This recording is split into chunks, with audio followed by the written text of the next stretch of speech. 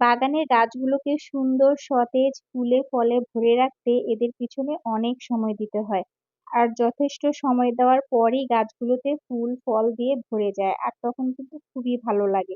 শীত চলে গেছে আর এখন পাতাকপিগুলো একদম বড় হচ্ছে না, ছোট ছোটই রয়ে গেছে, তাই তুলে নিচ্ছি। আর এই যে আমি কিন্তু গাছগুলোকে পানি দিয়ে একদম ধুয়ে দিচ্ছি। এইভাবে গাছের পাতাগুলো পরিষ্কার করে দিলে গাছগুলো একটু বেশি সুন্দর দেখা যায়। আর এই কাজটা প্রতিদিনই করতে হয়, সকালে বা বিকেলে। এদের পিছনে সময় দিতেই হয়। যত কিছুই করি না কেন বাগানে একটা টাইম আসতেই হয়। আর যদি এইভাবে ধুয়ে দেওয়া হয় গাছগুলো কিন্তু অনেক সুন্দর সতেজ থাকে। আর এই কাজে আমাকে আমার হাজবেন্ড প্রায় সময়ই হেল্প করে। তার যদিও নানান ধরনের কাজ থাকে, ব্যস্ত থাকে, ব্যস্ততার মাঝেও সে আমাকে হেল্প করার চেষ্টা করে। আর এই যে বাগানের যে গাছগুলোতে যে আগাছা আছে এগুলোর কথা আর কি বলবো।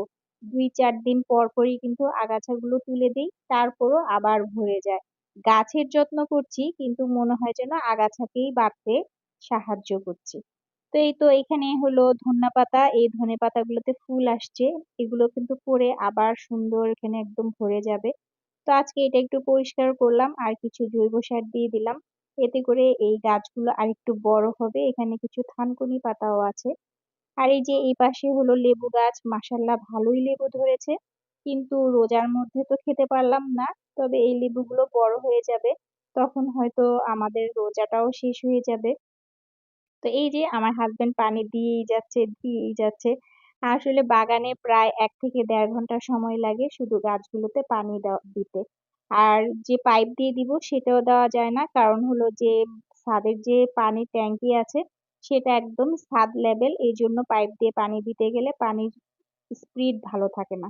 এই জন্য মানে হাতেই বালতিতে করেই পানিটা দিতে হয়।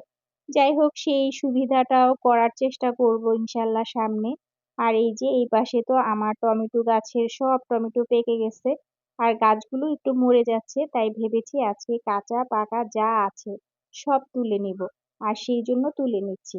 তাছাড়া গরম চলে আসতেছে, গরমের গাছও তো লাগাতে হবে। এই জন্য এই গাছের যা কিছু আছে সবকিছু পেড়ে জায়গাগুলো খালি করব। এই যে মিষ্টি কুমড়ো পেকে গেছে, একটা মিষ্টি কুমড়া তুলে নিলাম।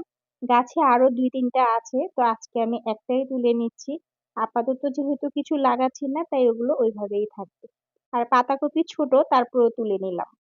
টমেটো গাছগুলো সব টমেটো তুলে নিয়েছি, এখন টমেটো গাছগুলো কেটে ফেলবো, কিন্তু এই যে দেখেন টমেটো গাছের নিচের দিকে 2-3টা করে কুশি বের হয়েছে, আর এই কুশিগুলোতে কিন্তু ফুলও আসছে।